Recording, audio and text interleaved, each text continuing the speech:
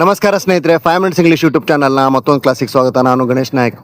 ಇವತ್ತಿನ ದಿನ ನಾವು ಸೈಲೆಂಟ್ ಲೆಟರ್ಸ್ ಅಂದ್ರೆ ಉಚ್ಚಾರಣೆ ಮಾಡದ ಅಕ್ಷರಗಳು. ಕೆಲವೊಂದು ಪದಗಳಲ್ಲಿ ಇಂಗ್ಲಿಷ್ನಲ್ಲಿ ಒಂದು ಪದದಲ್ಲಿ ಬರೆಯಲಾಗಿರೋ ಕೆಲವು ಅಕ್ಷರಗಳನ್ನ ಮಾತಾಡುವಾಗ ಉಚ್ಚಾರಣೆ ಮಾಡಲ್ಲ. ಅಂತರಕ್ಷರಗಳನ್ನ ಸೈಲೆಂಟ್ ಲೆಟರ್ಸ್ ಅಂತ ಕರೀತಾರೆ. ಉದಾಹರಣೆಗೆ ನೈಫ್, KNIFE ನೈಫ್. ಇದು ನೋಡಿ, ಇದನ್ನು ಉಚ್ಚಾರಣೆ ಮಾಡುವಾಗ ಕೆ ಸೈಲೆಂಟ್ ಆಗಿ ನೈಫ್ ಅಂತ ಕರೀತಾರೆ. ಅದೇ ತರ ಆನೆಸ್ಟ್ ಅಂದ್ರೆ ಪ್ರಾಮಾಣಿಕತೆ. ಇದರಲ್ಲಿ ಎಚ್ ಅನ್ನೋ ಲೆಟರ್ ಸೈಲೆಂಟ್ ಆಗಿ ಆನೆಸ್ಟ್ ಅಂತ ಕರೀತಾರೆ. ಅದೇ ತರ ರೈಟ್ ಅಲ್ಲಿ W ಸೈಲೆಂಟ್ ಆಗಿ ರೈಟ್ ಅಂತ ಬರುತ್ತೆ. ಇನ್ನು ಇದಕ್ಕೆ ಕೆಲವೊಂದು ರೂಲ್ಸ್ ಇದೆ. ಏನಂತ ಆ ರೂಲ್ಸ್, ಸೈಲೆಂಟ್ ಲೆಟರ್ ರೂಲ್ಸ್ ಇದೆ, ಅದನ್ನ ನೋಡ್ತಾ ಹೋಗಿ. ಆಮೇಲೆ ನಾನು ನಿಮ್ಗೆ ಪ್ರತಿಯೊಂದು ಲೆಟರ್ನ ಯಾವ್ದಾವ್ದು ಶಬ್ದಗಳು ಸೈಲೆಂಟ್ ಆಗಿರುತ್ತೋ ಅದನ್ನೆಲ್ಲ ಫುಲ್ ಲಿಸ್ಟ್ ಅನ್ನ ಮುಂದೆ ಕೊಡ್ತಾ ಇದ್ದೀನಿ. ಆರಂಭದಲ್ಲಿ KN ಬಂದ್ರೆ ಕೆ ಉಚ್ಚಾರಣೆ ಆಗಲ್ಲ. ಕೆಲವೊಂದು ಪದದಲ್ಲಿ knife, know, knee, knock, knot, knit, knight, knob, kneel, knowledge, ಈ ತರ ತಿಳ್ಕೊಳ್ಳಿ.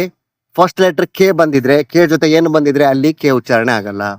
ಅದೇ ತರ W ಪದದ ಪ್ರಾರಂಭದಲ್ಲಿ WR ಬಂದಿದ್ರೆ W ಸೈಲೆಂಟ್ ಆಗುತ್ತೆ. Write, wrong, wrist, wrap, wrench, wreck, wrestle, wrinkle, wrote, writing. ಅದೇ ತರ H ಬಂದಿದ್ರೆ ಕೆಲವೊಂದು ಅಕ್ಷರದಲ್ಲಿ H ಸೈಲೆಂಟ್ ಆಗುತ್ತೆ.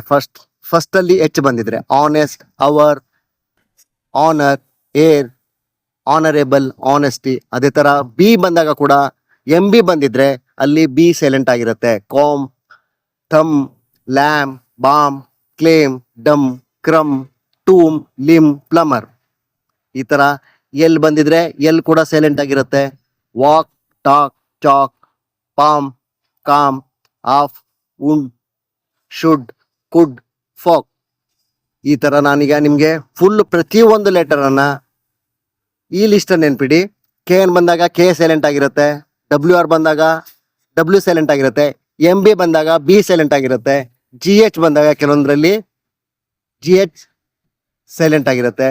PS ಮತ್ತು PN ಬಂದಾಗ P ಸೈಲೆಂಟ್ ಆಗಿರುತ್ತೆ. GN ಬಂದಾಗ G ಸೈಲೆಂಟ್ ಆಗಿರುತ್ತೆ. ಸ್ಕೂಲ್, SC ಬಂದ ಕೆಲವೊಂದ್ ಸತಿ C ಸೈಲೆಂಟ್ ಆಗಿರುತ್ತೆ. ಈ ತರ ನೋಡ್ತಾ ಹೋಗಿ. ಇನ್ನು ನಾನು ಒಂದೊಂದೇ ಪದಗಳನ್ನ ಲೆಟರ್ ವೈಸ್ ಕೊಡ್ತಾ ಹೋಗ್ತೀನಿ, ಅವಾಗ ನಿಮ್ಗೆ ಸುಲಭ ಆಗುತ್ತೆ. ಆರ್ಸೆನಲ್ ಅಂದ್ರೆ ಆಯುಧಗಾರ.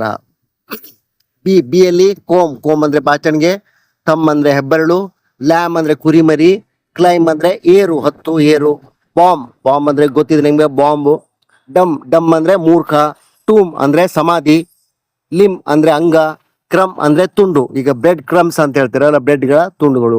ಅದೇ ತರ ಸಿ ಸೈಲೆಂಟ್ ಇರುವಂತದ್ದು scissors, muscle, scene, send, science, ascend.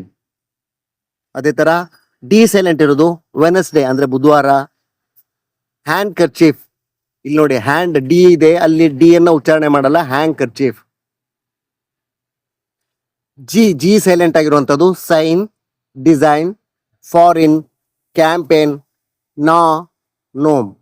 H silent ಆಗಿರೋದು honest, honour, hour, heir, honesty. K silent ಆಗಿರುವಂತ ಪದಗಳು knife, know, knee, knock, knot, knit, knight, knob, kneel, knowledge. L silent ಆಗಿರೋ ಪದಗಳು walk, talk, chalk, calm, palm, half, could, would, should. ಅದೇ ತರ N silent ಆಗಿರುವಂತದ್ದು atom ಅಂದ್ರೆ ಶರತ್ಕಾಲ, column ಅಂಕಣ, ಹಿಮ್ ಭಕ್ತಿಗೀತೆ, ಸಾಲೆಮ್ ಗಂಭೀರ, ಕಂಡೆಮ್ ಅಂದ್ರೆ ಖಂಡಿಸು. ಪಿ ಸೈಲೆಂಟ್ ಆಗಿರೋ ಪದಗಳು ಸೈಕಾಲಜಿ, ನ್ಯೂಮೋನಿಯಾ, ಸೂಡೋ, ಸಾಮ್ ಅಂದ್ರೆ ಕೀರ್ತನೆ, ಸೈಕಿಯಾಟ್ರಿಸ್ಟ್ ಮನೋವೈದ್ಯ. ಎಸ್ ಸೈಲೆಂಟ್ ಆಗಿರೋ ಪದಗಳು ಐಲ್ಯಾಂಡ್, ಐಲ್ಯಾಂಡ್ ಅಂದ್ರೂ ದ್ವೀಪ. ಐಸೆಲ್ ಅಂತ ನಾವು ಓದ್ಬೋದು, ಬಟ್ ಅದನ್ನ ಐಲ್ ಅಂತ ಕರೀತಾರೆ, ಅದು ಕೂಡ ದ್ವೀಪ.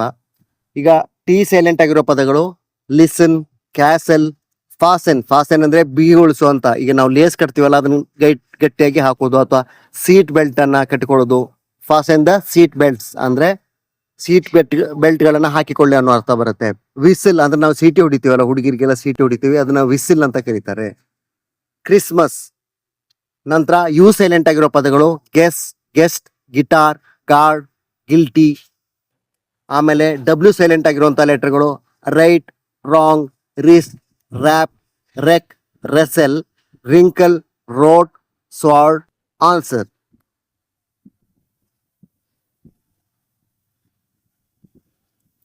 ಈ ತರ ಕೆಲವೊಂದು ಪದಗಳಿಗೆ ಕೆಲವೊಂದು ಅಕ್ಷರಗಳು ಸೈಲೆಂಟ್ ಆಗಿರುತ್ತೆ. ಇವನ್ನ ಹೆಚ್ಚು ಹೆಚ್ಚು ಪ್ರಾಕ್ಟೀಸ್ ಮಾಡಿದಾಗ ನಿಮ್ಗೆ ಇಂಗ್ಲಿಷ್ ನಾಲೆಜ್ ಜಾಸ್ತಿ ಆಗುತ್ತೆ.